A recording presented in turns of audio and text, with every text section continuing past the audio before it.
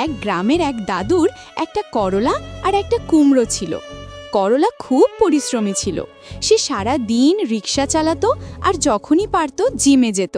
আর কুমড়ো খারাপ বন্ধুদের সাথে সময় নষ্ট করত। কিন্তু দাদু এই ব্যাপারে অজ্ঞ ছিল, তাই সে কুমড়োকে খুব ভালোবাসত এবং তাকে লাড্ডু খাওয়াতো।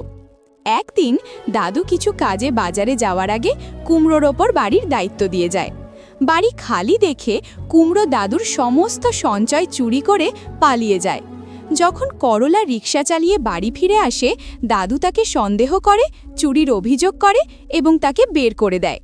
কুমড়ো দাদুর টাকা ব্যবহার করে তার বন্ধুদের সাথে আনন্দ উপভোগ করে।